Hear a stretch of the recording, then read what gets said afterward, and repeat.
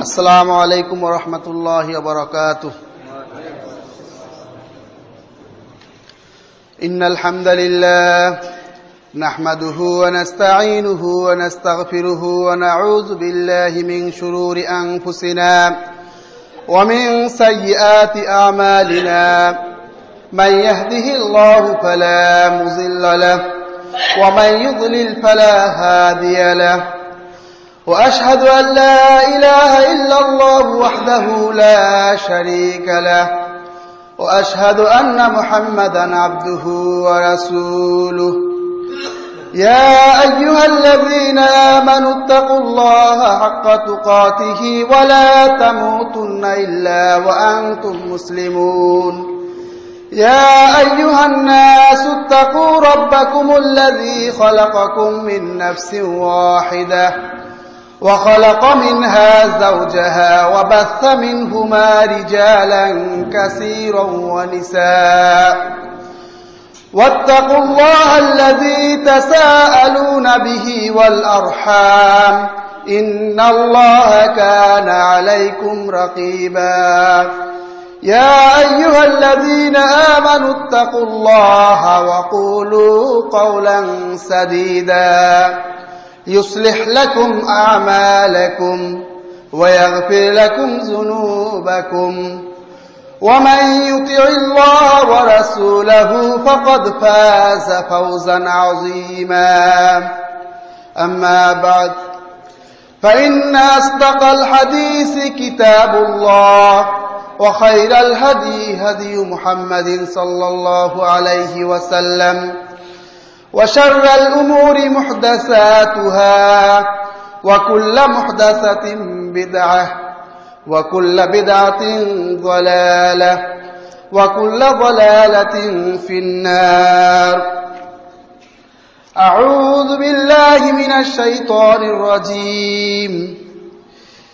إنه من يشرك بالله فقد حرم الله عليه الجنة. সকল প্রশংসা সেই মহান রব্বুল আলামিনের দরবারে,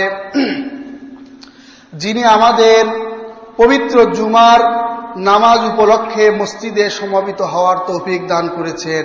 সকলেই বলি আলহামদুলিল্লাহ।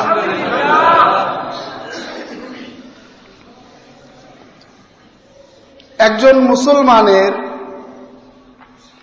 ঈমান নির্ভর করে আকীদার উপর। যদি কোনো মুসলমানের আকীদা সহি হয় তাহলে তার আমল আল্লাহর নিকটে গ্রহণযোগ্য হবে। আর যদি কারো আকীদা সহি না হয়, আকীদার মাঝে যদি শিরিক থাকে, তাহলে তার কোনো আমল আল্লাহর নিকটে গ্রহণযোগ্য হবে না। আল্লাহ অনেক আয়াতে শিরক করার ব্যাপারে সতর্ক করেছেন এবং শিরক করার কঠিন পরিণতি সম্পর্কে ঘোষণা করেছেন। আমি আপনাদের সামনে একটি আয়াত তেলাওয়াত করেছি। এই আয়াতের ভিত্তিতে ইনশাআল্লাহ আলোচনা করব। আল্লাহ তাআলা ইরশাদ করেন, ইন্নাহু মান ইউশরিক বিল্লাহ, যারা আল্লাহর সাথে শিরিক করে, ফাকাদ হারামাল্লাহু আলাইহিল জান্নাহ, আল্লাহ তার জন্য জান্নাতকে হারাম করে দেন। অন্য আয়াতে আল্লাহ তাআলা ইরশাদ করেন, ইন্নাল্লাহা লা ইয়াগফিরু আন ইউশরাকা বিহি ওয়া ইয়াগফিরু মা দুনা যালিকা লিমান ইয়াশা, যে শিরিক করে আল্লাহ তাকে কখনোই ক্ষমা করবেন না। শিরকের গুনাহ ছাড়া যদি অন্য কোনো গুনাহ করে তাহলে আল্লাহ ইচ্ছা করলে তাকে ক্ষমাও করতে পারেন। অন্য আয়াতে আল্লাহ তাআলা সমস্ত নবীদেরকে উদ্দেশ্য করে বলেন, ওয়ালাউ আশরাকু লাহাবাতা আনহুম মা কানু ইয়ামালুন, নবীদেরকে উদ্দেশ্য করে বলছেন আল্লাহ, যদি তারা শিরিক করত, লাহাবাতা, ধ্বংস হয়ে যেত, বরবাদ হয়ে যেত, মা কানু ইয়ামালুন, তারা যে সকল আমল করেছে। সকল নবীদেরকে সতর্ক করে দিয়েছেন, নবীরাও যদি শিরিক করত, নবীদের আমলও কি হয়ে যেত? ধ্বংস হয়ে যেত। এবং বিশেষ করে আমাদের নবীকে লক্ষ্য করে আল্লাহ বলেন, লাইন আশরাকতা লায়াহবাতান্না আমালুক, আপনিও যদি শিরিক করতেন অবশ্যই অবশ্যই আপনার সমস্ত আমল ধ্বংস হয়ে যেত। এজন্য শিরক সম্পর্কে আমাদের সচেতন হতে হবে। সমগ্র পৃথিবীর মুসলিমদেরকে ভাগ করলে দেখা যায় আমাদের ভারত উপমহাদেশের মুসলমানদের মধ্যে শিরক করার প্রবণতা অনেক বেশি।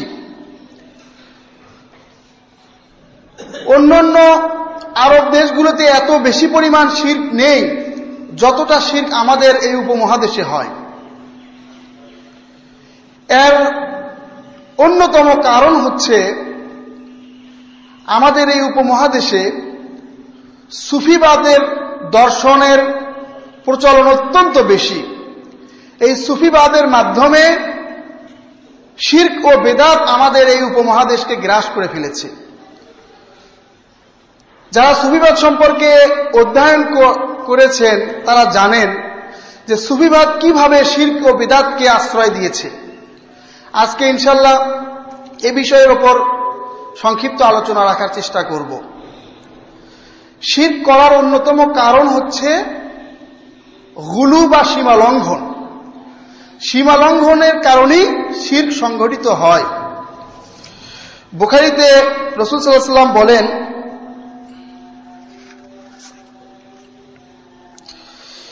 ইয়াকুম ওয়াল গুলু, তোমরা সীমালঙ্ঘন থেকে নিজেদেরকে বেঁচে রাখো, সীমালঙ্ঘন থেকে নিজেদেরকে সাবধান রাখো।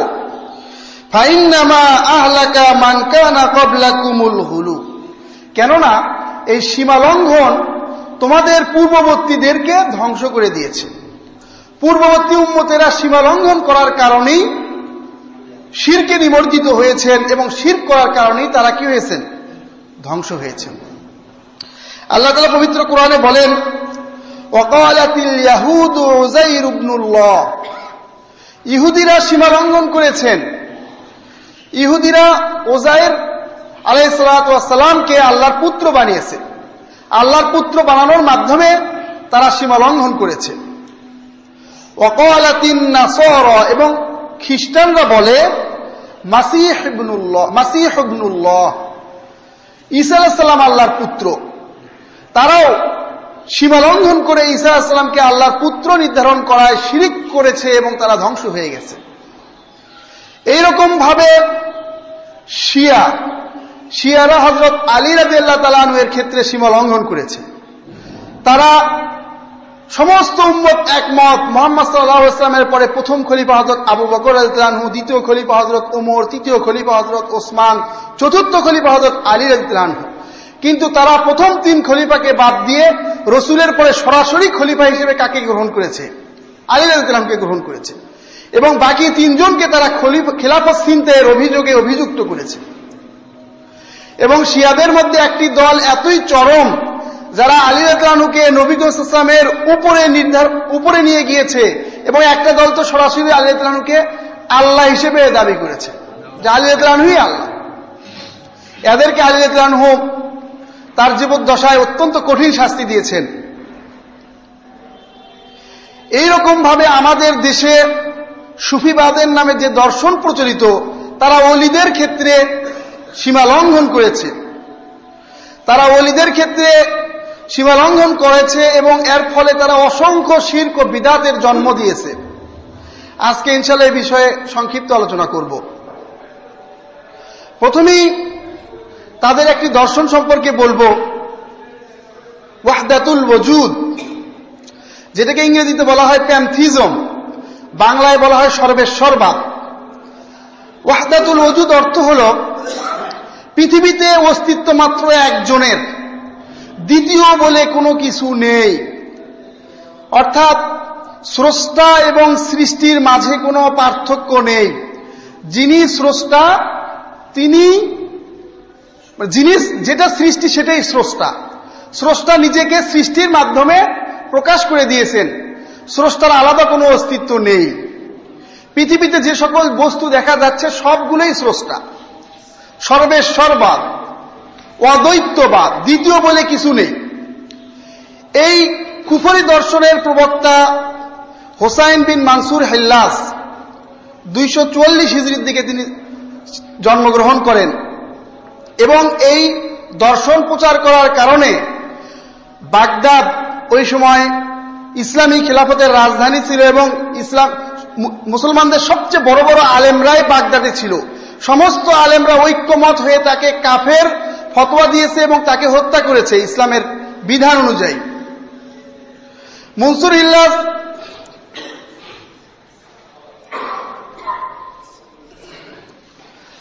হিল্লাজ তার লিখিত দেওয়ানুল হাল্লাজ একটি গ্রন্থ, বিশাল কাব্য গ্রন্থ, সেখানে সে অসংখ্য কবিতা লিখেছে। তার কিছু কবিতা যদি আমি আপনাদেরকে বলি তাহলে হয়তো বুঝতে পারবেন তার আকীদা সম্পর্কে। সে লিখেছে, ফাইজা আবসরতানি আবসরতাহু ওয়াইজা আবসরতাহু আবসরতানি। আল্লাহ সম্পর্কে বলতেছেন, যখন মানুষকে বলতেছেন তোমরা যখন আমাকে দেখবে তখন তোমরা আমাকে দেখতেছো না, বরং কাকে দেখতেছো? আবসরতাহু, আল্লাহকে দেখতেছো। ওয়াইজা আবসরতাহু, আর যখন তোমরা আল্লাহকে দেখবে তখন তোমরা আল্লাহকে দেখছো না, আমাকে দেখছো। ওয়াইজা মাসসাকা শাইউন মাসসানি ওয়াইজা আনতা আনা ফি কুল্লি হালিন। যখন তোমাকে কোনো জিনিস স্পর্শ করবে, আল্লাহকে উদ্দেশ্য করে বলছে, যখন তোমাকে কোনো জিনিস স্পর্শ করবে সেটা আমাকেই স্পর্শ করছে। আর তুমি তো আমি প্রত্যেক অবস্থায়, মানে আমি এবং তোমার মাঝে কোনো পার্থক্য নেই। ফাসুবহানাকা সুবহানি ফাতাওহীদুকা তাওহীদি। তোমার পুত পবিত্র ঘোষণা করা মানে আমারই পুত পবিত্রতা ঘোষণা করা, তোমার তাওহীদ ঘোষণা করা মানে আমারই তাওহীদ ঘোষণা করা। এটা মনসুর হিল্লাজ আল্লাহ সম্পর্কে বলছেন। ওয়াইসিয়ানুকা ইসিয়ানি, এবং তোমার নাফরমানি করা মানে আমারই নাফরমানি করা। আর এক জায়গায় সে বলতেছে, কাফারতু বিদীনিল্লাহি ওয়াল কুফরু ওয়াজিবুন লাদাইয়া ওয়া ইনদাল মুসলিমিনা কাবিহু। যখন বলা হলো আপনি এই ধরনের কথা বলে তো কাফের হয়ে যাচ্ছেন, তখন সে বলল আমিও অপারগ, আমার কিছু করার নেই। কারণ কাফারতু বিদীনিল্লাহি ওয়াল কুফরু ওয়াজিবুন, আমি আল্লাহর দ্বীনের সাথে কুফরি করছি। তোমরা যেটা বলছো আলেম সমাজ, আমি বুঝি আমি আল্লাহর দ্বীনের সাথে কুফরি করছি নিজেকে আল্লাহ বলে, কিন্তু ওয়াল কুফরু ওয়াজিবুন লাদাইয়া, এই কুফরি করাটা আমার জন্য ওয়াজিব হয়ে গেছে। তিনি কাশফের মাধ্যমে জানতে পেরেছেন এবং আল্লাহ তাকে বাধ্য করতেছেন এই কুফরি করতে। এই জন্য তিনি বলতেছেন এই কুফরি করাটা আমার জন্য ওয়াজিব হয়ে গেছে। ওয়াইনদাল মুসলিমিনা কবিহু, আর মুসলমানদের নিকটে এই কুফরি করাটা অত্যন্ত নিন্দনীয়, সে নিজেই বলছে। আর এক জায়গায় সে বলতেছে, মাজাস্তু রূহাকা ফি রূহি কামা তুমজাজুল খামরাতু ফিল মাইজ জুলালি। আমি আমার আত্মাকে, আল্লাহকে বলতেছে, আমি তোমার আত্মাকে আমার আত্মার সাথে মিশিয়ে ফেলেছি, যেমন নাকি সুপেয় পানির সাথে মদকে মিশ্রিত করা হয়। মদের মাঝে যখন পানি ঢালা হয়, পানি আর মদ কি আলাদা কিছু? পানি এবং মদ একসাথে এমন ভাবে মিশে যায়, পানি আর মদকে আলাদা করার কোনো সুযোগ নেই। এইরকম ভাবে আল্লাহকে উদ্দেশ্য করে বলতেছে, তোমার আত্মাকে আমার আত্মার সাথে এমন ভাবে মিশিয়ে ফেলেছি যে আমার আর তোমার মাঝে পার্থক্য করার কোনো সুযোগ নেই। এইরকম কবিতা লেখার কারণে সেই সময়ের আলেমরা ঐক্যমত হয়ে তাকে মুরতাদ ফতোয়া দিলেন এবং তাকে হত্যা করলেন। কিন্তু বর্তমান যারা সুফি দর্শনের সাথে যুক্ত, তাদের অধিকাংশ, প্রায় প্রত্যেকের গ্রন্থের মধ্যে মনসুর হিল্লাজের প্রশংসায় বিভিন্ন ধরনের আজগুবি কাহিনী লেখা হয়েছে। এবং এই কাহিনী বলার এখন সময় নেই, অনেক লম্বা কাহিনী আছে তাদের বইয়ে। তারা সাথে সাথে একটা জিনিস বলে, পীরের মুরিদ হওয়া ফরজ, যার পীর নেই তার পীর শয়তান। এখন একটা সাধারণ প্রশ্ন করি আপনাদেরকে, যে মক্কা শরীফের ইমাম, তার কোনো পীর আছে? মসজিদে নববীর ইমাম, তিনি কি কোনো পীর মানেন? তাহলে তাদের কথা অনুযায়ী তো তাদের পীর শয়তান, নাউজুবিল্লাহ। তাহলে হজ করতে গিয়ে তাদের পেছনে নামাজ কিভাবে তারা পড়ে? এবং তারা পীর ধরার গুরুত্ব বুঝাতে গিয়ে বাংলাদেশের প্রখ্যাত পীরেরা তার বইয়ের মধ্যে লিখেছে, তাদের বই সম্পর্কে, বই যারা একটু পড়েছে তারা জানেন, তারা লিখেছে যখন বান্দা গুনাহ করতে করতে অনেক গুনাহ করে ফেলে, তখন আল্লাহ আর বান্দাকে ক্ষমা করতে চান না, তখন পীর আল্লাহর নিকটে সুপারিশ করলে আল্লাহ তাকে ক্ষমা করে। এই জন্য পীর ধরতেই হবে। আবার কেউ কেউ লিখেছে কারো পীর যদি 2 জন হয় তাহলে 2 পীর তার 2 ডানা ধরে জান্নাতে নিয়ে যাবে। এখন একজন শিখতে হলে যোগ্য আলেমের ছাত্র হতে হবে। যদি একজনের সাথে একজন সাধারণ মানুষের সাথে একজন আলেমের সম্পর্ক হবে শিক্ষক এবং ছাত্র। না জানলে আলেমদের কাছে জিজ্ঞাসা করতে হবে, দলিল সহ জানতে হবে। ফাসআলু আহলা যিকরি ইন কুনতুম লা তা'লামুন। আল্লাহ নিজেই বলেছেন তোমরা আলেমদেরকে জিজ্ঞাসা করো যদি তোমরা না জানো। এবং নেক লোকদের সংস্পর্শে গেলে ঈমানের উন্নতি হবে। এজন্য মুত্তাকি, পরহেজগার, সুন্নত মোতাবেক যে সকল আলেম চলে তাদের নিকটে অবশ্যই আমাদেরকে যেতে হবে। এগুলো আমরা কখনোই অস্বীকার করি না।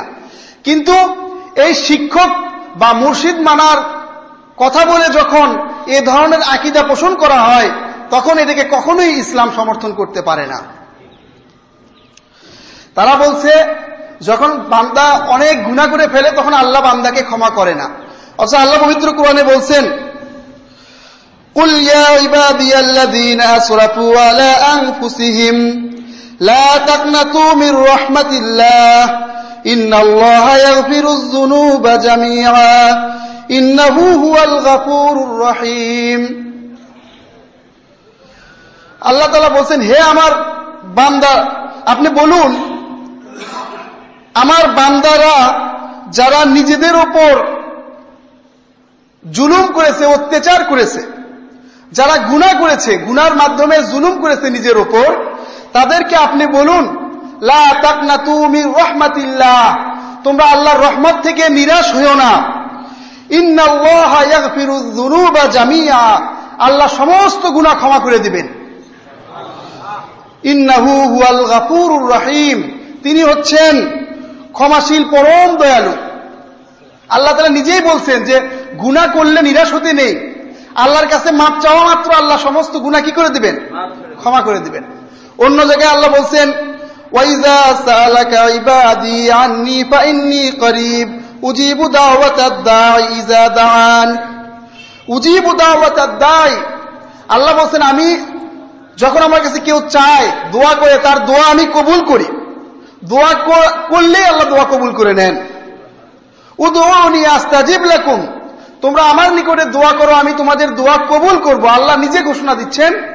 আর এই কোরআনের আয়াতের বিরুদ্ধে পীরেরা ঘোষণা দিচ্ছে কি বেশি গুনাহ করলে আল্লাহ ক্ষমা করেন না, তখন পীরদের সুপারিশ না হলে আল্লাহ গুনাহ ক্ষমা করবে না।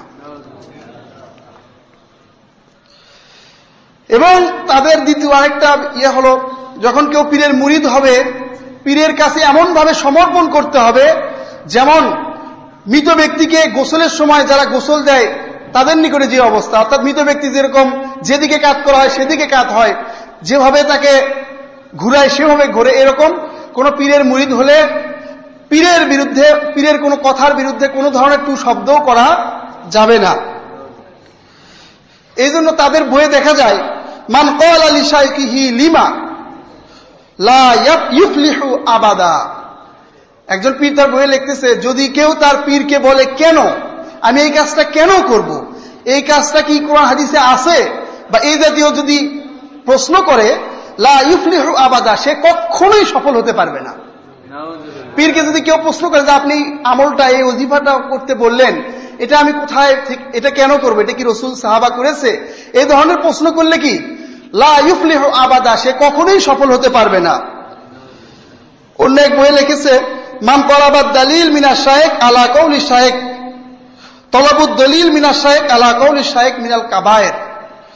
শাইখের কথার উপর পীরের কথার দলিল চাওয়া কবিরা গুনার অন্তর্ভুক্ত। কোন কোন সুফি বলেন পীরকে তারা এতটাই ভক্তি করেন লাউ আমারানি শাইখু আন উসজুদ লিল্লাহ লা সাজাদতু, যদি পীর আমাকে বলে যে লাতকে সিজদা করো তাও আমি সিজদা করব। এগুলো বড় বড় পীর যারা ছিল, যারা তাদের কাছে যারা অনেক শ্রদ্ধেয় ব্যক্তি তাদের বই থেকে বলছি। পীর যদি আমাকে, একজন ভক্ত বলছেন পীর যদি আমাকে বলে লাত দেবতাকে সিজদা করো লা সাজাদতু, আমি তাকেই সিজদা করব। তাহলে এগুলো কি আল্লাহকে বাদ দিয়ে পীর বা আলেমদেরকে রব মনে করা নয়? এবং তারা তাদের মুরিদদেরকে সবসময় ইসলামিক জ্ঞান, কোরআন হাদিসের জ্ঞান থেকে বিমুখ করে। যেমন জামুহুম আন্নালিল কোরআন আসরারান ওয়া রামুজান জাহরান ওয়া বাতনান লা ইয়াফহামুহুমা ইল্লা শাইখুল কিবার। তাদের ধারণা হলো কোরআনের অনেক ধরনের গোপন রহস্য রয়েছে এবং অনেক সাংকেতিক বিষয় রয়েছে। কোরআনের কিছু বাহ্যিক বিষয় রয়েছে, কিছু গোপন বিষয় রয়েছে। লা ইয়াফহামুহুমা ইল্লা আশ-শাইখুল কিবার। বড় বড় শায়েখ, বড় বড় জ্ঞানীরা ছাড়া এগুলো কেউ বুঝবে না, মানে পীরেরা ছাড়া এগুলো কেউ বুঝবে না। ওয়াকাদ তাআররাদা লিশাইইন মিন তাফসীরিহি আও ফাহমিহি আকাবাহু আল্লাহু আযজা ওয়া জাল। মানে বড় আলেম ছাড়া কেউ যদি এগুলোর তাফসীর জানার জন্য বা বোঝার জন্য চেষ্টা করে, আকাবাহু আল্লাহু আযজা ওয়া জাল, আল্লাহ তাকে শাস্তি দিবেন। হিন্দু বা অন্য ধর্মের ধর্মগ্রন্থ যেরকম ব্রাহ্মণরা ছাড়া অন্য কেউই পড়তে পারবে না, স্পর্শ করতে পারবে না, তারাও ইসলামের উৎস কোরআন হাদিসকে সাধারণ মানুষ থেকে দূরে রাখতেছে। সাধারণ মানুষ যদি কোরআন হাদিস পড়ে তাহলে বুঝতে পারবে যে না, কোরআন হাদিসের সাথে তাদের পীরদের কথার মিল নেই। তখন তাদের এই পীরের ব্যবসা বন্ধ হয়ে যাবে। এই জন্য তারা কি মানুষকে সবসময় জ্ঞান থেকে কি রাখে? দূরে রাখে। জুনায়েদ বাগদাদি বলতেছেন, কুতুল কুলুব তাদের একটা বই, সেখানে আহাব্বুলিল মুবতাদি আল্লাহ ইয়াশতাগিলা কলবাহু বিহাযিহি সালাস। একজন নতুন মুরিদের জন্য উত্তম হলো সে তিনটা জিনিস থেকে নিজেকে বিরত রাখবে। তিনটা জিনিসের সাথে সে সম্পৃক্ত হবে না। এক নম্বর হলো আত-তাকাসসুব, অর্থাৎ রুজি রোজগার, মানে রুজি অর্জনের চেষ্টা করবে না। সে কোনো চাকরি বাকরি, ব্যবসা বাণিজ্য কিচ্ছু করবে না, এক ধরনের সন্ন্যাসীর দাওয়াত। তলাবুল হাদিস, দ্বিতীয় নম্বর হলো সে হাদিস অন্বেষণ করবে না, হাদিসের জ্ঞান অর্জন করার চেষ্টা করবে না। আর তৃতীয় নম্বর হলো আত-তাজাউউজ, বিবাহ করবে না। তাদের দৃষ্টিতে একজন নতুন মুরিদ এই তিনটা জিনিস থেকে কি থাকবে? বিরত থাকবে। আহাব্বুল সুফি আল্লাহ ইয়াকরা ওয়ালা ইয়াকতুবা লিআন্নাহু আজমাআ লিহাম্মিহি। একজন সুফির জন্য উত্তম হলো সে পড়াশোনাও করবে না, লিখবেও না, কেননা এগুলো তার মনোসংযোগে বিঘ্নতা সৃষ্টি করবে। পড়াশোনা করলে, লেখালেখি করলে, বিবাহ করলে, তারপরে হালাল রুজি অর্জনের চেষ্টা করতে গেলে তার মনোসংযোগে কি সৃষ্টি হবে? বিঘ্নতা সৃষ্টি হবে। অথচ আল্লাহ তাআলা পবিত্র কোরআনে বলছেন, কিতাবুন আনজালনাহু ইলাইকা মুবারাকুন, আমি এই বরকতময় কোরআন আপনার প্রতি অবতীর্ণ করেছি। কেন অবতীর্ণ করেছি? লিয়াদাব্বারু আয়াতিহি, যাতে মানুষরা এর আয়াত নিয়ে গভীরভাবে গবেষণা করে, যাতে তারা এই আয়াত নিয়ে কি করে? গবেষণা করে। এই জন্য এই কোরআন পাঠিয়েছি। এই কোরআন শুধু পীর পড়বে আর কেউ পড়বে না এই জন্য নয়, সবাইকে উদ্দেশ্য করে বলেছে এই কোরআন নিয়ে যেন গবেষণা করে, এই জন্য আমি কোরআনকে পাঠিয়েছি। আরেক আয়াতে আল্লাহ বলছেন, আফালা ইয়াতাদাব্বারুনাল কুরআন, তারা কি কোরআন নিয়ে গবেষণা করে না? আম আলা কুলুবিন আকফালুহা, নাকি তাদের অন্তরে তালা পড়ে গেছে? না, আল্লাহ দিয়ে বলতেছেন যে তারা কি কোরআন নিয়ে গবেষণা করে না, নাকি তাদের অন্তরে তালা পড়ে গেছে? তাহলে কোরআন নিয়ে যারা গবেষণা করবে না, কোরআনের জ্ঞান অর্জন করবে না, তাদের অন্তরে কি পড়ে যায়? তালা পড়ে যায়। আর বর্তমানে এই সুফিবাদ সাধারণ মানুষের অন্তরে এই তালা ফেরানোর জন্য তারা প্রচেষ্টা চালাচ্ছে। একদিনে কিন্তু আমাদের সমাজের এই দুর্দশা হয়নি, যুগ যুগ ধরে তাদের এই ধরনের দাওয়াত, এই ধরনের কর্মকাণ্ডের ফলেই আজকে মানুষের এই অবস্থা। মানুষ আজকে ইবাদত করছে, কিন্তু ইসলাম সম্পর্কে তার সঠিক জ্ঞান নেই। এবং তাদের আরেকটি ভ্রান্ত আকীদা হলো, তারা ইসলামিক জ্ঞানকে ভাগ করে ফেলে। কিছু আছে হলো শরীয়তের জ্ঞান, মারেফতের জ্ঞান। কোরআন হাদিসের জ্ঞান হচ্ছে শরীয়তের জ্ঞান, এবং পীরদের কাছে কাশফের মাধ্যমে যে জ্ঞান আসে এটা হলো মারেফতের জ্ঞান। এবং এই মারেফতের জ্ঞানের এই সোর্স দিয়ে, এই লাইন দিয়ে তারা অসংখ্য বিষয় ইসলামের নামে সমাজে প্রচলন ঘটিয়েছে, যেগুলো কোরআনেও নাই, হাদিসেও নাই। তাদেরকে জিজ্ঞাসা করা হলে বলে এগুলো কাশফের মাধ্যমে আমাদের পীর পেয়েছেন। জাআলাল কুরআন ওয়াল হাদিসা হুয়া শরীআহ ওয়াল ইলম আয-যাহির। কুরআন এবং হাদিসকে তারা শরীয়ত এবং জাহিরি জ্ঞান, প্রকাশ্য জ্ঞান বানিয়েছেন। আম্মাল উলুম আল্লাদুনিয়া আল উখরা ফি জামিহিম ফাহিয়া আকমালু ওয়া আ'লা মিনাল কুরআন।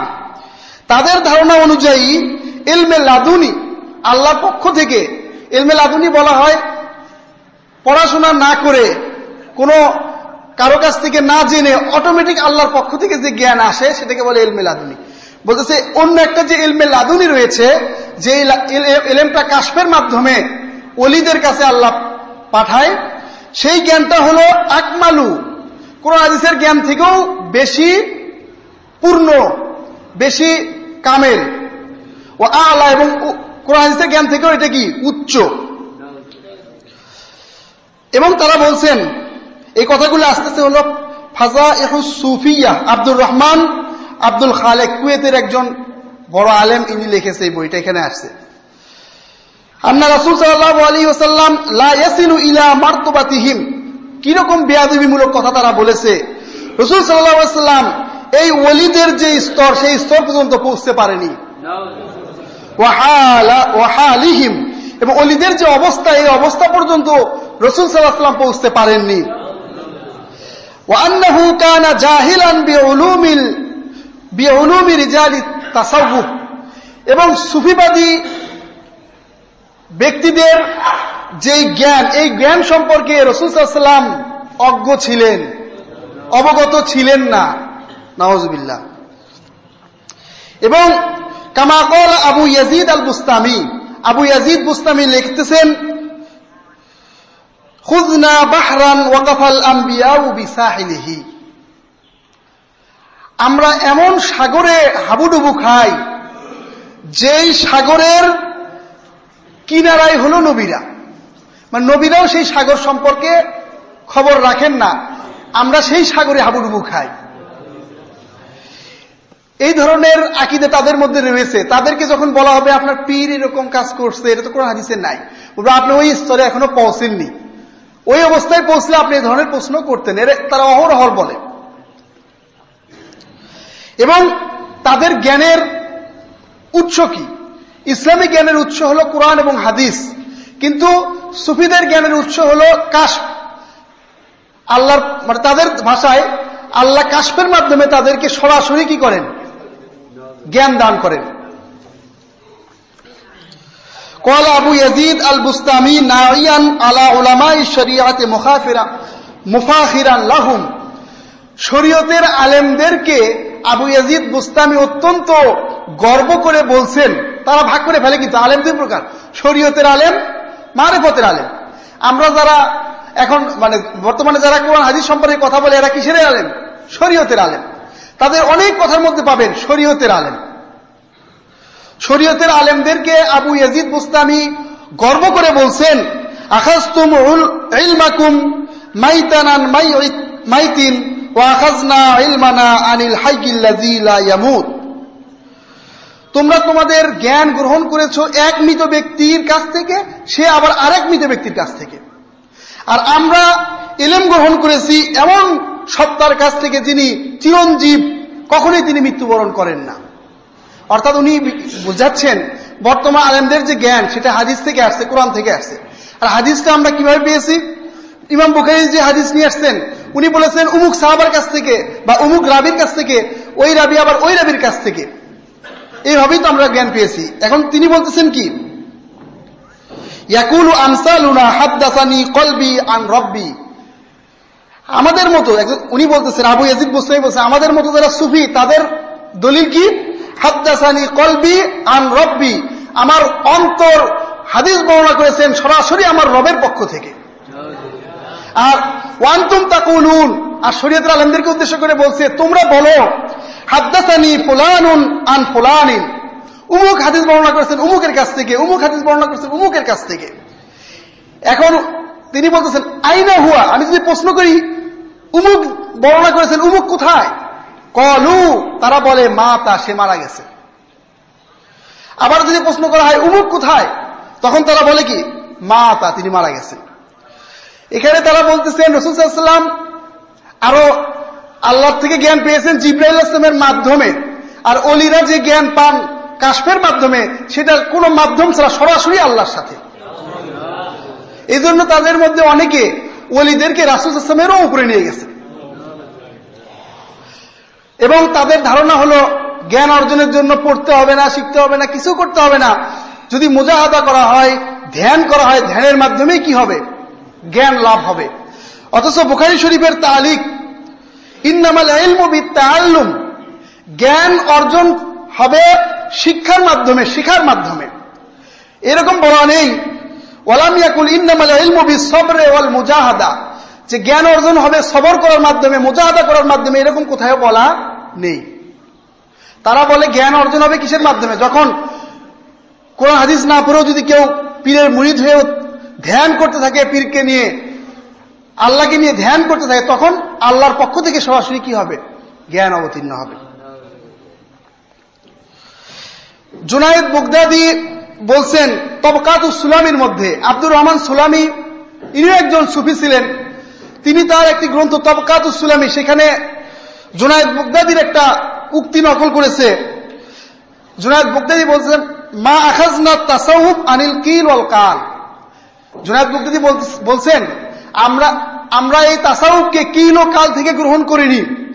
কিল ও কাল থেকে তিনি উদ্দেশ্য নিয়েছেন কল রাসূলুল্লাহ সাল্লাল্লাহু আলাইহি ওয়াসাল্লাম, কিল আমান, এরকম ভাবে হাদিসের মধ্যে কল এবং কিল শব্দ ব্যবহার করা হয়েছে। এই কল এবং কিল বলে তিনি হাদিসের দিকে ইঙ্গিত করে বলছেন আমরা এই তাসাউফকে কোন হাদিস থেকে গ্রহণ করিনি, এটা তিনি অত্যন্ত গর্বের সাথে বলছেন।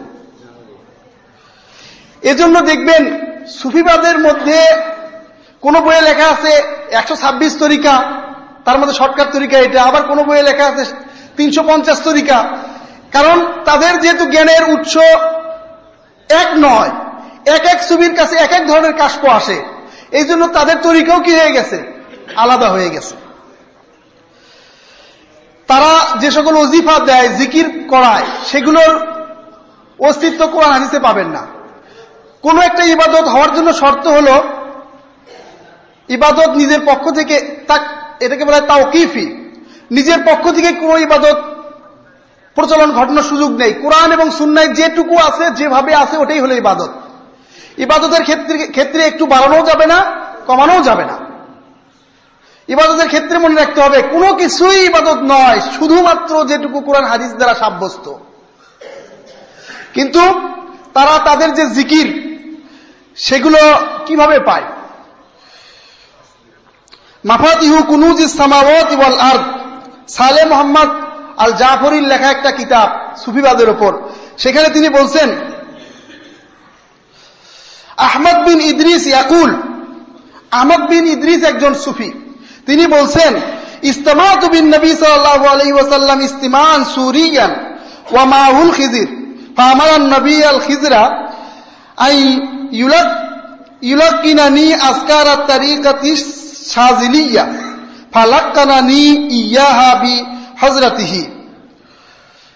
আহমদ বিন ইদ্রিস বলছেন একবার আমি নবী করিম সাল্লাল্লাহু আলাইহি ওয়াসাল্লাম এবং খিজির আলাইহিস সালামের সাথে ইস্তিমান সুরিয়ান, মানে একদম সরাসরি আমরা একজন একজনকে যেভাবে দেখতেছি এভাবে মিলিত হলাম।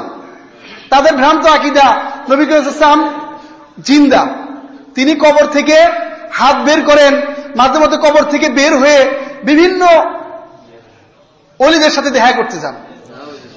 আহমদ বিন ইদ্রিস বলছে একবার আমি রাসূল সাল্লাল্লাহু আলাইহি ওয়াসাল্লাম এবং খিজির আলাইহিস সালামের সাথে সাক্ষাৎ করলাম সরাসরি, ইস্তিমান সুরিয়ান।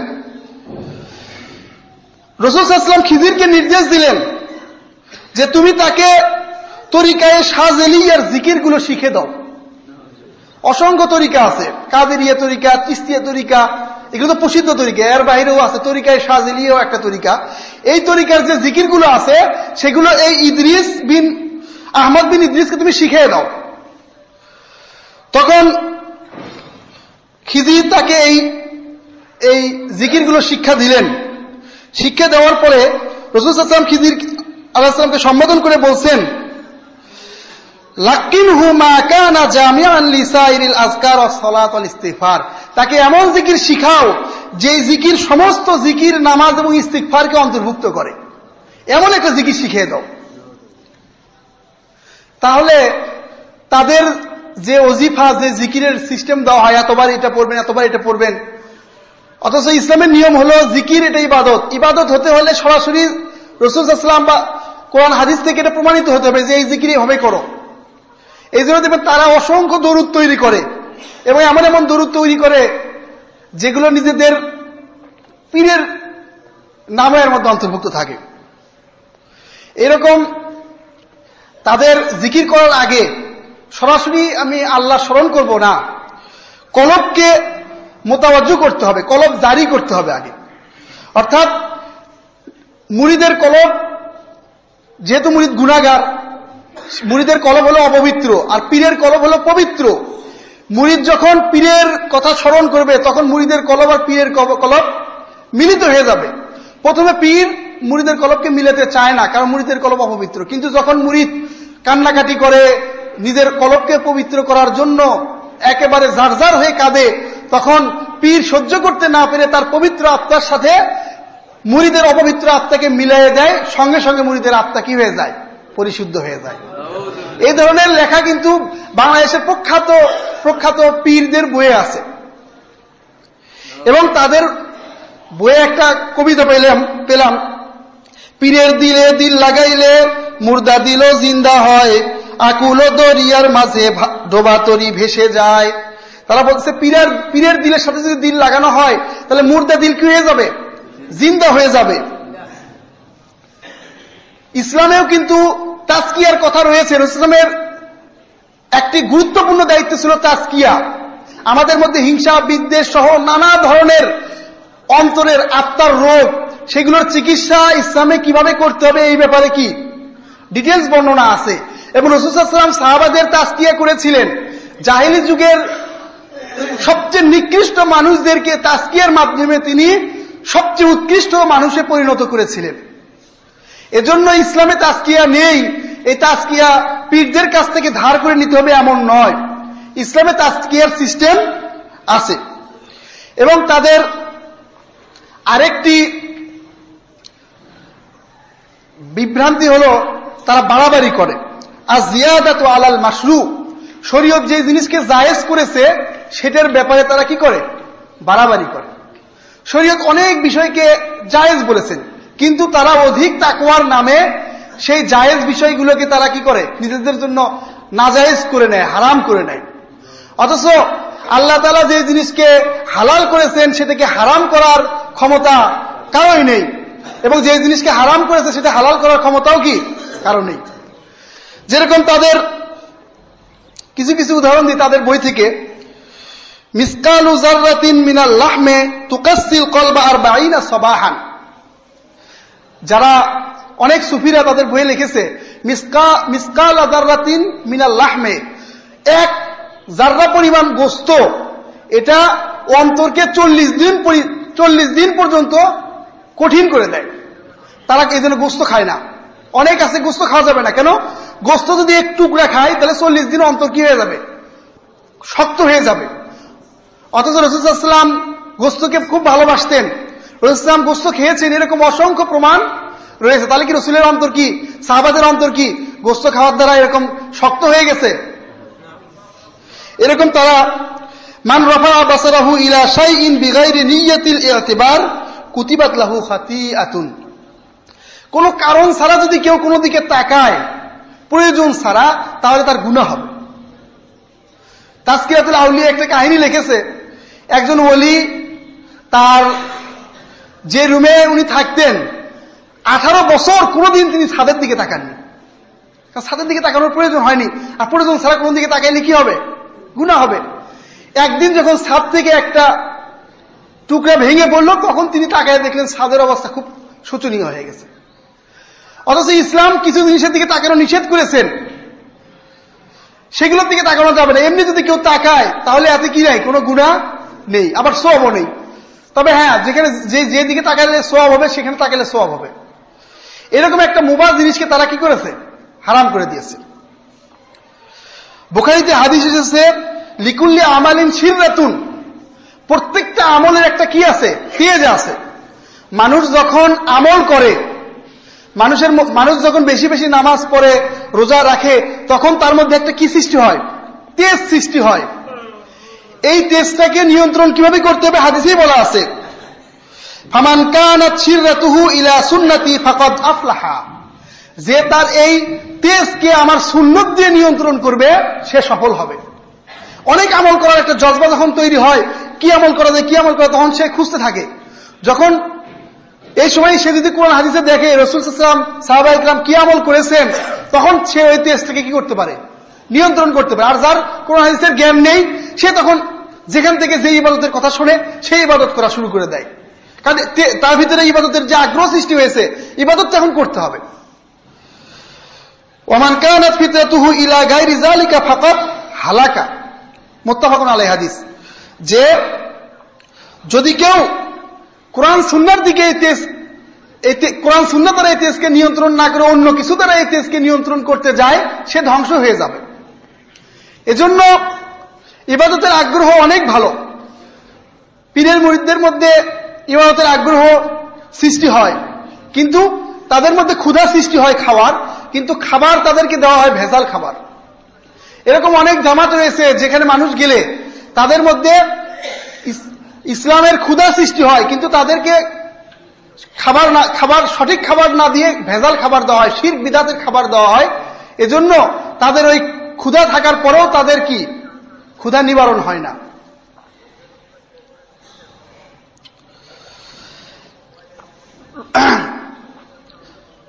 তাবেঈনদের যুগে কিছু লোকের বর্ণনা পাওয়া যায় যাদেরকে উব্বাদ বা জুহাদ বলা হতো। তারা কোনো শিরিক বিদআতি আমল করত না, কিন্তু জায়েজ জিনিস, শরীয়তে স্বীকৃত জিনিস, এটার ক্ষেত্রে একটু বাড়াবাড়ি করত। বিখ্যাত তাবী সাঈদ ইবনুল মুসাইয়িবকে তার একদিন বুর্দ, তার মাওলা বুর্দ তাকে সংবাদ দিল, মা রাআইতু আহসানা মা ইয়াসনাউ হাউলা। কিছু লোক সম্পর্কে বলল, ওই সকল লোকেরা যে কাজগুলো করছে এর থেকে কোনো ভালো কাজ আমি দেখি না। তখন সাঈদ ইবনুল মুসাইয়িব তাকে জিজ্ঞাসা করলো, ওই লোকেরা কি করে? তখন তিনি বলছেন, ইউসাল্লি আহাদুহুমুজ যহরা সুম্মা লা ইয়াজালু সাফফান রিজলাইহি ইউসাল্লি হাত্তাল আসর। ওই লোকেরা যখন জহর নামাজ পড়তে আসে, জহরের পর এমন ভাবে নফল পড়ে, নফল পড়তে পড়তে একদম আসর পর্যন্ত নফল পড়ে।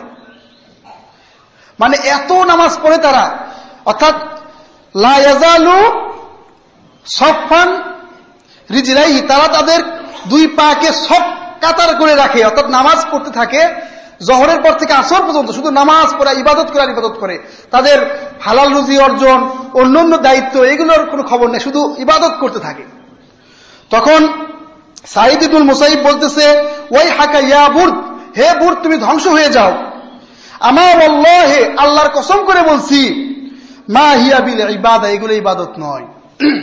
সাঈদ ইবনুল মুসাইয়িব সাইয়্যিদুত তাবেঈন, তাবেঈনদের মধ্যে সবচাইতে শ্রেষ্ঠ তাবেঈন, মদিনার 7 জন ফকির মধ্যে সবচেয়ে বড়, মানে অন্যতম একজন ফকির। তিনি বলছেন কি এগুলো ইবাদত নয়। এটা আসছে তবকাত ইবনে সাদের মধ্যে। একবার আমরা সবাই জানি, বুখারীর হাদিস, প্রসিদ্ধ হাদিস, 3 জন ব্যক্তি রাসূল সাল্লাল্লাহু আলাইহি ওয়াসাল্লামের স্ত্রীদের নিকটে এসে রাসূল সাল্লাল্লাহু আলাইহি ওয়াসাল্লামের আমল সম্পর্কে জিজ্ঞাসা করলো। আমল সম্পর্কে জানার পরে বলল যে রাসূল সাল্লাল্লাহু আলাইহি ওয়াসাল্লামের অতীত এবং ভবিষ্যতের সমস্ত গুনাহ আল্লাহ ক্ষমা করে দিয়েছেন, এবং তারা রাসূল সাল্লাল্লাহু আলাইহি ওয়াসাল্লামের আমলকে কম মনে করলো। আমরা যেহেতু গুনাহগার, আমাদের তো আগের পিছের গুনাহ ক্ষমা নেই, সুতরাং আমাদের অনেক বেশি আমল করতে হবে। একজন বলল আমি সারা রাত নামাজ পড়বো, একজন বলল আমি সারা দিন রোজা রাখবো, কোনো রোজা ছাড়বো না, আর একজন বলবে আমি জীবনে কখনো বিবাহই করব না। রাসূল সাল্লাল্লাহু আলাইহি ওয়াসাল্লাম যখন আসলেন তখন ফাজা নবী সাল্লাল্লাহু আলাইহি ওয়াসাল্লাম ইলাইহিম, নবী সাল্লাল্লাহু তাদের নিকটে আসলেন। ফাকালা আনতুমুল লাযিনা কুলতুম কাযা ওয়া কাযা, তোমরাই কি সেই ব্যক্তি যারা এই ধরনের কথা বলেছো? তখন রাসূল সাল্লাল্লাহু আলাইহি ওয়াসাল্লাম বললেন, আমার আল্লাহি, আল্লাহর কসম, ইন্নী লাআখশাকুম লিল্লাহ, আমি তোমাদের থেকে আল্লাহকে অধিক ভয় পাই, ওয়া আতকাকুম লাহু, এবং আমি তোমাদের থেকে অনেক বড় মুত্তাকি, বেশি মুত্তাকি। ওয়ালাকিন্নী আসুমু ওয়া উফতিরু, কিন্তু আমি রোজা রাখি আবার রোজা ছাড়িও। উসল্লি ওয়া আরকুদু, আমি নামাজ পড়ি আবার ঘুমাইও, সারা রাত নামাজ পড়ি না, কিছুক্ষণ নামাজ পড়ি আবার ঘুমাই। আতাজাওয়াজুন নিসা, আমি মহিলাদেরকে বিবাহ করি। ফামান রাগিবা আন সুন্নতি ফালাইসা মিন্নি, যে আমার সুন্নাত থেকে মুখ ফিরিয়ে নিল সে আমার উম্মতের অন্তর্ভুক্ত নয়।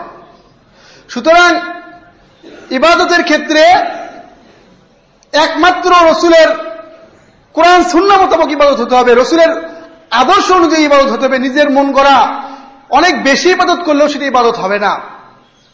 বেশি ইবাদত করার নাম ইসলাম নয়। ইসলামের অর্থ হচ্ছে আত্মসমর্পণ, আল্লাহ এবং রাসূলের আনুগত্যে নিজেকে আত্মসমর্পণ করা। আল্লাহ এবং রাসূল যেভাবে ইবাদত করতে বলেছেন সেটা আমার কাছে কম মনে হলেও ওইভাবেই করতে হবে। আমার দৃষ্টিতে মনে হচ্ছে এই ইবাদতটা অনেক কম, কিন্তু না, এটাই করতে হবে। আমার থেকে আল্লাহ বেশি ইবাদত করতে বলেনি, বেশি ইবাদত চায় না। আমার থেকে আল্লাহ চায় হলো আমরা রাসূল এবং আল্লাহর আনুগত্য করছি কিনা, এটাই হলো ইবাদত।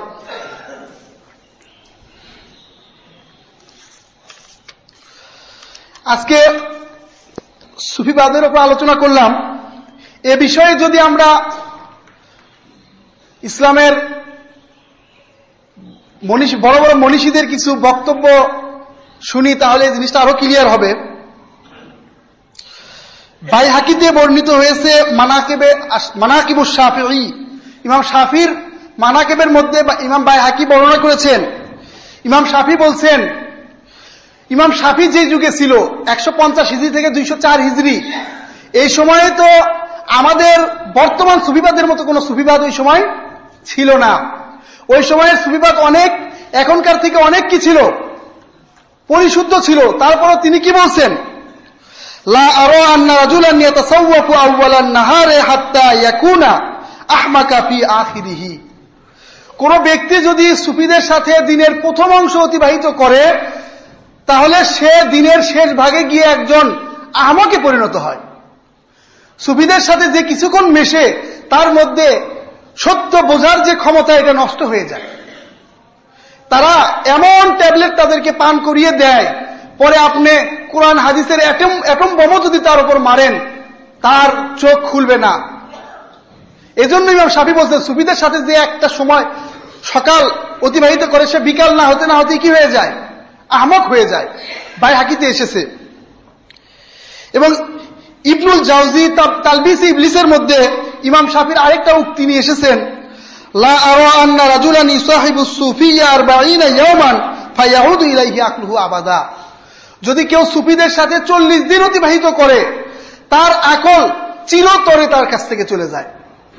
মানে লম্বা সময় যদি কেউ সুফিদের সাথে অতিবাহিত করে তাহলে তার সত্য বোঝার ক্ষমতা নষ্ট হয়ে যায়।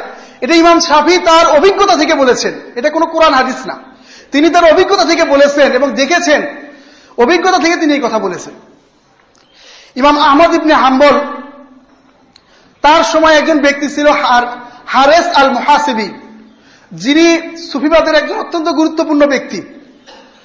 হারেস আল মুহাসিবি সম্পর্কে জানার জন্য আহমদ ইবনে হাম্বল ইচ্ছা করলেন, কিন্তু এখন তিনি যদি হারেস আল মুহাসিবির বৈঠকে নিজে যান আর এটা যদি মানুষ জানতে পারে যে ইমাম আহমদ ইবনে হাম্বলের মতো একজন ব্যক্তি হারেস আল মুহাসিবির বৈঠকে গেছে, তাহলে মানুষের মধ্যে বিভ্রান্তি সৃষ্টি হতে পারে।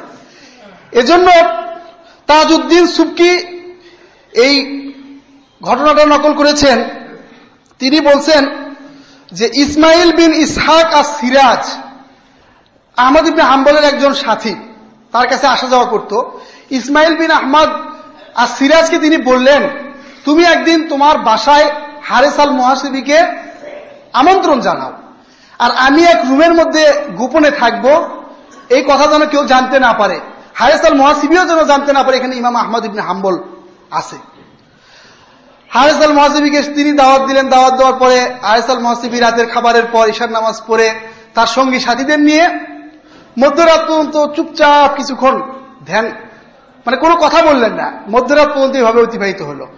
মধ্যরাতের পর মাসলা মাসাইল সংক্রান্ত বিষয়ে তাকে জিজ্ঞাসা করা হলে তিনি এমন আলোচনা শুরু করলেন যে ওখানে বলছে যে শ্রোতারা তার কথা এমন ভাবে শুনছিল যেন শ্রোতাদের মাথার উপর পাখি বসে আছে, পাখি যেরকম একটু নড়াচড়া হলে উড়ে যাবে, মানে এত মনোযোগ দিয়ে তার আলোচনা শুনছিল।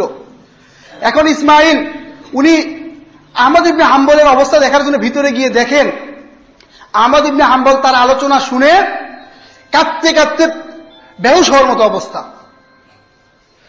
পরে যখন সকালবেলা হারিস আল মুহাসিবি চলে গেল তখন আহমদ ইবনে হাম্বল তাকে বলছে, মানে সারা রাত কিন্তু উনি তার এই গভীর কথাবার্তা শুনে অত্যন্ত আবেগ আপ্লুত হয়েছেন।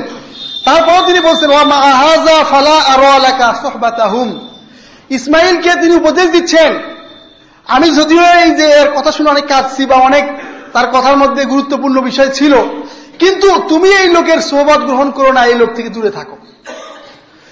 এই জন্য হয়তো অনেকের কথার মধ্যে অনেক এমন এমন গভীর কথা থাকবে, এমন ভাবে তারা তাদের কথা উপস্থাপন করবে, উপস্থিত শ্রোতারা কান্নায় অস্থির হয়ে যাবে।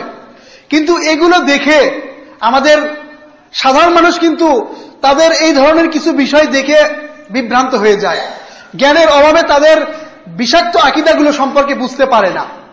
এবং অধিকাংশ সাধারণ মানুষ তাদের গ্রন্থ এবং তাদের পূর্ববর্তী যে গ্রন্থ সেগুলো অধ্যয়ন করে দেখে না যে তার মধ্যে কি ধরনের বিভ্রান্তি রয়েছে। ইমাম আহমদ ইবনে হাম্বল তাকে কি বলল যে এ ধরনের লোক থেকে তুমি কি থাকো, দূরে থাকো। তারাও কিন্তু ইমাম শাফি ইমাম মালিক থেকে সুফিবাদের প্রশংসায় অনেকগুলো বর্ণনা নিয়ে আসার চেষ্টা করেছে, কিন্তু আল্লামা জুহরি এবং ইবনে হাজার আসকালানি, ইমাম জাহাবি এবং ইবনে হাজার আসকালানি লিসানুল মিজান এবং মিজানুল ইতিদাল এই গ্রন্থগুলোতে তাদের এই সকল বর্ণনা যে ইমাম মালিক এবং ইমাম শাফির নামে অপপ্রচার সেটা জোরালো ভাবে দেখিয়ে দিয়েছেন। এজন্য আমাদের উচিত ইসলাম সম্পর্কে সঠিক জ্ঞান অর্জন করা। ইসলাম আল্লাহ তাআলা পবিত্র কোরআনে বলেন ইয়া আইয়ুহাল্লাযীনা আমানু আতিউল্লাহা ওয়া আতিউর রাসূলা ওয়া লা তুবতিলু আমালাকুম, হে ঈমানদারগণ তোমরা আল্লাহর অনুসরণ করো এবং রাসূলের অনুসরণ করো এবং তোমরা তোমাদের আমলগুলোকে কি করো না, ধ্বংস করে দিও না। আল্লাহর অনুসরণ এবং রাসূলের অনুসরণ ছাড়া অন্য কারো অনুসরণ করতে গেলেই আপনি বিপদে পড়বেন, হয়তো শিরকে নিমজ্জিত হবেন না হয় বেদাতে নিমজ্জিত হবেন। এই দুইজনের অনুসরণের বাইরে গেলে কি হবে, তুবতিলু আমালাকুম, তোমাদের আমল সমূহ তোমরা লা তুবতিলু আমালাকুম, আল্লাহ বলছেন তোমাদের আমলকে বরবাদ করো না। এই দুইটা মাপকাঠির বাইরে আমাদের যাওয়ার কোনো সুযোগ নেই। লাকাদ কানা লাকুম ফি রাসূলিল্লাহি উসওয়াতুন হাসানাহ, আল্লাহ বলছেন তোমাদের জন্য রাসূলের মধ্যেই উত্তম আদর্শ, রাসূলই আমাদের নিকটে আদর্শ, পৃথিবীর কোনো মানুষ আদর্শ হতে পারে না। ইমাম মালিক বলছেন কুল্লুন ইউখাযু ওয়া ইউরাদ্দু ইল্লা সাহিবা হাযাল কবর, প্রত্যেক ব্যক্তি প্রত্যেক আলেম তাদের কথা গ্রহণ করা যায় আবার বর্জনও করা যায়। অর্থাৎ কোন আলেম যদি কোনো কথা বলে এটা যদি কোরআন এবং হাদিস ভিত্তিক হয় এটাকে গ্রহণ করা যাবে, আবার কোরআন এবং হাদিস ভিত্তিক না হয়ে যদি মন গড়া কথা বা অন্যরকম কোনো কথা হয় তাহলে এটাকে বর্জনও করা যাবে। ইল্লা সাহিবা হাযাল কবর, রাসূলের কবরকে সম্বোধন করে বলছেন কিন্তু এই কবরের অধিবাসী ছাড়া, অর্থাৎ রাসূল সাল্লাল্লাহু আলাইহি ওয়াসাল্লামের কথাই একমাত্র চোখ বন্ধ করে সকল কথা গ্রহণ করা যায়, কিন্তু অন্য কোনো আলেম বা অন্য কোনো ব্যক্তির কথাকে কখনো গ্রহণ করা যাবে না। আমরা যদি আল্লাহ এবং রাসূলের কথাকে গ্রহণ করি তাহলে আমাদের মাঝে আর অসংখ্য দল থাকবে না, আমাদের মধ্যে ঐক্য আসবে। আর যদি আমরা বিভিন্ন লোকের কথা বিভিন্ন পীরের কথা গ্রহণ করা শুরু করি তাহলে আমরা দলে দলে কি হতে থাকব, বিভক্ত হতে থাকব। পীরদের তরিকা তাদের কিন্তু খেলাফত আছে, তাদের মুখে শুনবেন যে উমুক পীর উমুকের থেকে খেলাফত পেয়েছে, উমুক পীর উমুকের থেকে খেলাফত পেয়েছে। আমি তাদের প্রসিদ্ধ 4 তরিকার মধ্যে কাদিরিয়া তরিকা এবং চিস্তিয়া তরিকার যে ধারাবাহিকতা, উমুককে খেলাফত দিয়েছেন উমুক, উমুককে খেলাফত দিয়েছেন উমুক, উমুককে খেলাফত দিয়েছেন উমুক, এইভাবে দেখতে দেখতে দেখলাম সমস্ত তরিকার খেলাফতের শেষ যে পৌঁছে আলী রাদিয়াল্লাহু আনহুর কাছে। আর আলী রাদিয়াল্লাহু আনহুকে সরাসরি খেলাফত দিয়েছেন হযরত রাসূল সাল্লাল্লাহু আলাইহি ওয়াসাল্লাম। অথচ আমরা পুরা মুসলিম বিশ্ব, পুরা মুসলিম আলেমরা ঐক্যমত যে রাসূলের পরে প্রথম খলিফাকে আবু বকর, আবু বকরের পরে খলিফাকে আলী রাদিয়াল্লাহু আনহু চতুর্থ খলিফা। কিন্তু তাদের প্রত্যেকটা তরিকায় দেখবেন শিয়াদের মতো আলী রাদিয়াল্লাহু আনহুকে সরাসরি খেলাফত দিয়েছে কে? রাসূল সাল্লাল্লাহু আলাইহি ওয়াসাল্লাম। এজন্য শিয়াদের অনেকগুলো আকীদা পরে ডাইভার্ট হয়ে সুফিদের মধ্যে ঢুকেছে। শিয়াদের যেরকম ইমামত আছে, রাসূলের পরে আলী ইমাম, আলী রাদিয়াল্লাহু আনহুর পরে, এবং ইমামদের মাধ্যমে আলাদা জ্ঞান, শিয়ারা ইমামদের কথাকে তারা দলিল হিসেবে গ্রহণ করে, ইসলামের দলিলের উৎস হিসেবে গ্রহণ করে। এরকম সুফিরাও তাদের যে সিলসিলার যারা খেলাফত প্রাপ্ত পীর, তাদের কথাকেও তারা কি করে? শিয়াদের মতো দলিল হিসেবে গ্রহণ করে। এই জন্য শিয়া এবং সুফিবাদের মধ্যে অনেক মিল রয়েছে। মদিনা বিশ্ববিদ্যালয় থেকে এই ব্যাপারে একটা বই বাইর হয়েছে, বাইনাত তাসাউফি ওয়াত তাশাইয়্যু, সুফিবাদ এবং শিয়া মতবাদের মাঝে সাদৃশ্য, এটার উপর প্রায় 800 পৃষ্ঠারও অধিক পৃষ্ঠা সম্বলিত একটা বই, অনেক মোটা বই আরবিতে। এখানে কিভাবে সুফিবাদ শিয়াদের আকীদা বিশ্বাসকে গ্রহণ করেছে এই ব্যাপারে বিস্তারিত আলোচনা করেছে। তা আজকে আর আলোচনা লম্বা করব না। আমরা সবাই আল্লাহর নিকটে প্রার্থনা করি আল্লাহ যেন আমাদেরকে সিরাতুল মুস্তাকিম, সঠিক পথ, এই পথের পরিচালিত করে এবং অসংখ্য ফিরকার মধ্যে যে একটি ফিরকা আর নাজিয়া, নাজাতপ্রাপ্ত দল কিয়ামতের দিন মুক্তি পাবে, সেই দলের অংশগ্রহণ করার তৌফিক দান করে এবং সেই দলের আকীদা বিশ্বাস পোষণ যেন আমরা করতে পারি, এই তৌফিক আল্লাহ আমাদেরকে দান করুক। আল্লাহুম্মা আমিন।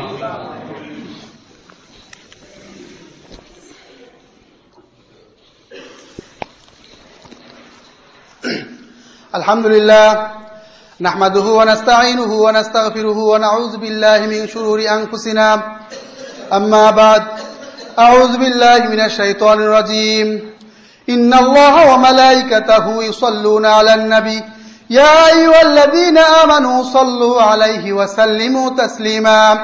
আল্লাহুম্মা সাল্লি আলা মুহাম্মাদ ওয়া আলা আলি মুহাম্মাদিন কামা সাল্লাইতা আলা ইব্রাহিম ওয়া আলা আলি ইব্রাহিম ইন্নাকা হামিদুম মাজিদ। আল্লাহুম্মা বারিক আলা মুহাম্মাদ ওয়া আলা আলি মুহাম্মাদিন কামা বারাকতা আলা ইব্রাহিম ওয়া আলা আলি ইব্রাহিম ইন্নাকা হামিদুম মাজিদ। আজকে আমরা যারা এখানে উপস্থিত আছি, আমাদের সকলকে যেন হিদায়াত দান করে, এই জন্য আমরা আল্লাহর কাছে দোয়া করি। আর আমাদের শ্রদ্ধেয় ইমাম সাহেব কয়েকদিন আগে অপারেশন হয়েছে, এখন উনি পুরাপুরি সুস্থ হননি। ওনার জন্য আমরা আল্লাহর কাছে দোয়া করছি, আল্লাহ ওনাকে খুব দ্রুত সুস্থ করে দিক, আমিন। আমাদের মধ্যে যারা অসুস্থ আছেন, আল্লাহ তাদেরকে সুস্থ করে দিক, এবং বিভিন্ন বিপদ মুসিবতে যারা জর্জরিত, আল্লাহ তাদের মুসিবতকে দূর করে দিন, এবং আমাদের মধ্যে যারা অভাবগ্রস্ত তাদের অভাবকে আল্লাহ দূর করে দিন। আল্লাহুম্মা আনসুর মান নাসারা দীন মুহাম্মদ ওয়াজআলনা মিনহুম ওয়াখযুল মান খাযালা দীন মুহাম্মদ ওয়া লা তাজআলনা মিনহুম। اللهم أقر أعيننا بدولة الإسلام، اللهم أقر أعيننا بنصرة الإسلام، اللهم انصر المجاهدين في كل مكان، اللهم انصر المجاهدين في كل مكان. عباد الله رحمكم الله، إن الله يأمركم بالعدل والإحسان وإيتاء ذي القربى وينهى عن الفحشاء والمنكر والبغي يعظكم لعلكم تذكرون. فاذكروني أذكركم واشكروني ولا تكفرون.